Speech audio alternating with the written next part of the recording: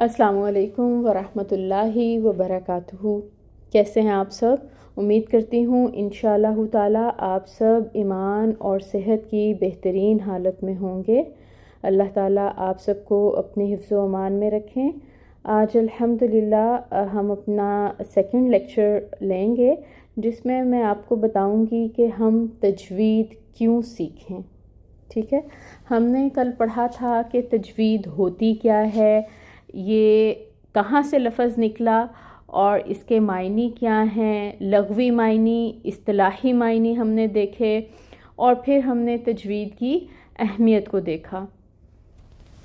اب تھوڑا سا مزید اس کے اوپر بات کریں گے اور ہم دیکھیں گے کہ تجوید کو سیکھنا آخر اتنا ضروری کیوں ہے۔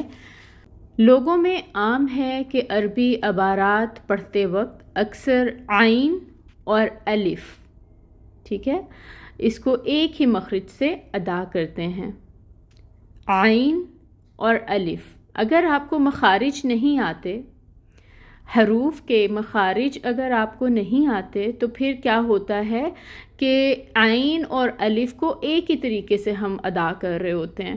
تو اگر قرآن کو ہمیں اچھے طریقے سے پڑھنا ہے، عربی لہجے میں پڑھنا ہے، تو پھر ہمیں عین کو اور الف کو الگ الگ پڑھنا ہے، کیونکہ ان کا مخرج الگ الگ ہے۔ الف یا جب اس کے اوپر حرکات لگ جاتی ہیں تو اس کو ہم کہتے ہیں حمزہ، ٹھیک ہے، تو اس کی ساؤنڈ ڈیفرنٹ ہوتی ہے، عین کی ساؤنڈ ڈیفرنٹ ہوتی ہے۔ اسی طرح تو اور تا، ان دونوں میں بھی فرق نہیں پتہ چلتا۔ جب ہم مخارج سیکھتے ہیں تو ہمیں پتہ چلتا ہے کہ تو کو کہاں سے ادا کرنا ہے اور کس طرح ادا کرنا ہے، اور تا کو کیسے ادا کرنا ہے اور کہاں سے ادا کرنا ہے، ٹھیک ہے۔ اسی طرح سے دیکھیں کہ جن لفظوں میں صاد آ رہا ہو یا سین آ رہا ہو یا ثا آ رہا ہو، تو یہ تینوں ساؤنڈز مکس اپ ہونے کا اندیشہ ہوتا ہے۔ ہمیں فرق پتہ نہیں ہوتا جب ہم ایز اے لے مین، جب ہمیں مخارج نہیں آتے، ہمیں مخارج کی نوحہ نہیں ہوتی، تو ہمیں نہیں پتہ ہوتا۔ ہم اردو میں صاد، سین، سا پڑھتے ہیں، جبکہ عربی میں اس کو پڑھا جاتا ہے ثا، ٹھیک ہے، نرمی سے پڑھا جاتا ہے، اور اردو میں ہم اس کو پڑھتے ہیں سا سے سمر، اور عربک میں اس کو پڑھتے ہیں ثا۔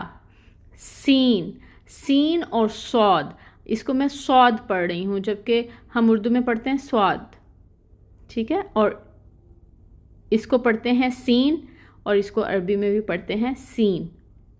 یہ جو صاد، سین اور ثا ہے نا، ان کی ساؤنڈز میں بھی فرق کرنا ہے ہمیں، اور یہ تبھی ممکن ہے جب ہمیں مخارج آتے ہوں گے، ٹھیک ہے۔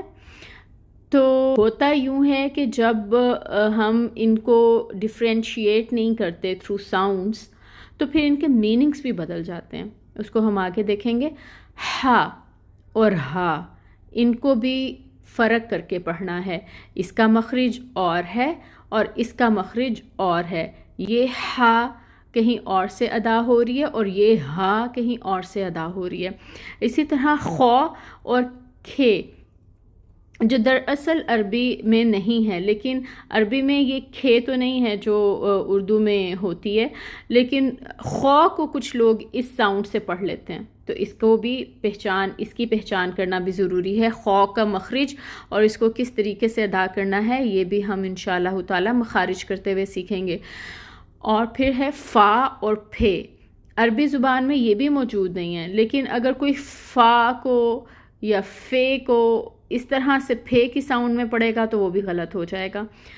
کاف اور قوف، یہ بھی دو ملتے جلتے ساؤنڈز والے حروف ہیں اردو کے حساب سے اگر ہم دیکھیں، لیکن عربک میں جب ہم دیکھتے ہیں تو جو قرا حضرات ہوتے ہیں، آپ ان کو جب سنتے ہیں نا، تو آپ کو کوئی بھی آیات سنتے ہوئے پتہ چل جاتا ہے کہ وہ ایکچولی کاف پڑھ رہے ہیں، قوف پڑھ رہے ہیں، سا پڑھ رہے ہیں کہ سین پڑھ رہے ہیں کہ یہاں پہ صاد آ رہا ہے، ہا حلوے والی ادا ہو رہی ہے یا بھاری ہا ادا کر رہے ہیں.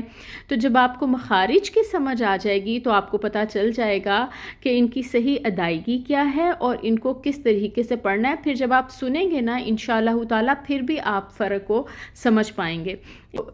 ذال، ذو اور دود، ان کو جب ہم اردو میں پڑھتے ہیں نا تو ان کی ساؤنڈز قریب قریب ہیں، لیکن جب ہم عربک میں پڑھیں گے، ان کو مخارج سیکھیں گے اور پھر ادائیگی ان کی دیکھیں گے تو آپ دیکھیں گے کہ ان میں بہت فرق ہے ادائیگی میں. ٹھیک ہے، تو یہ بھی ہم مخارج کے تھرو ہی سیکھیں گے، اور مخارج سیکھیں گے تو پھر ہماری تجوید بہتر ہوگی. اس لیے ہمارا تجوید سیکھنا ضروری ہے، اور تجوید سیکھنے کے لیے مخارج کا سیکھنا ضروری ہے. اور اس میں ایک اور بھی ہے زا. ٹھیک ہے، تو ذال، ذو، دود اور زا، یہ جو ہیں یہ قریب قریب ساؤنڈ والے حروف ہیں. ان میں کیا ڈفرینسز ہیں مخارج سیکھتے ہوئے، انشاءاللہ یہ سب چیزیں ہم کلیئر کریں گے اور ان کی ادائیگی کو دیکھیں گے کہ کس طرح سے ادا کیا جاتا ہے. اب ہم دیکھتے ہیں کہ عربی زبان میں 28 حروف ہیں.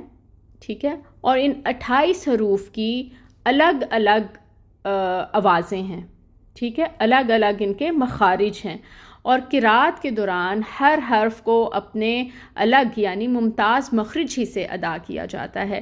اسی کا نام تجوید ہے، ورنہ معنی اور مفہوم میں زمین اور آسمان کا فرق پیدا ہو جائے گا. یعنی جب ہم حروف کو ان کے پراپر مخارج سے ادا نہیں کریں گے تو پھر میننگ میں بہت زیادہ فرق آ جاتا ہے اور پھر وہ گناہ ہے.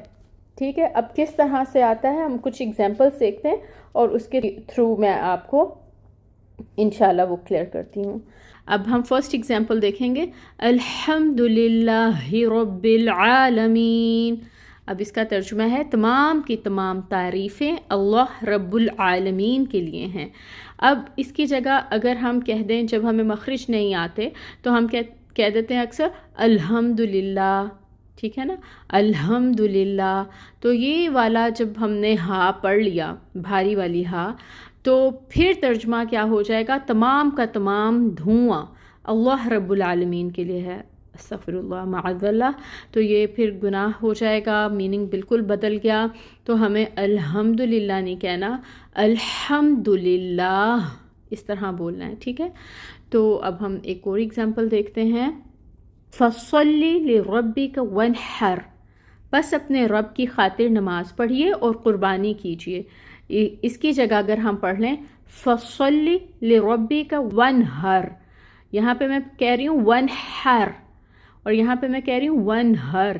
تو اب یہاں پہ ترجمہ ہو جائے گا بس اپنے رب کی خاطر نماز پڑھیے اور ڈانٹیے. ٹھیک ہے، اللہ تعالیٰ معاف فرمائے. لاسٹ ایگزامپل میں آپ کے ساتھ شیئر کر رہی ہوں، قُلْ هُوَ اللَّهُ أَحَدٌ. کہو کہ اللہ ایک ہے. اس کی جگہ یہ ہے قل، اور اگر میں کہوں کل، اگر ہم نے کل پڑھ لیا تو پھر ترجمہ ہو جائے گا کھاؤ کہ اللہ ایک ہے. تو اس طرح سے حروف کی ادائیگی سے میننگز میں تبدیلی آ جاتی ہے، جس کو ہمیں اوائڈ کرنا ہے انشاءاللہ تعالی. اس لیے ہم جا رہے ہیں مخارج سیکھنے اور تجوید سیکھنے انشاءاللہ تعالی. اللہ تعالیٰ آپ سب کو اس راستے میں استقامت دیں، آپ کے ٹائم میں برکات دیں. آمین. سبحانک اللہم و بحمدک اشہد ان لا الہ الا انت استغفرک و اتوب الیک. السلام علیکم ورحمۃ اللہ وبرکاتہ.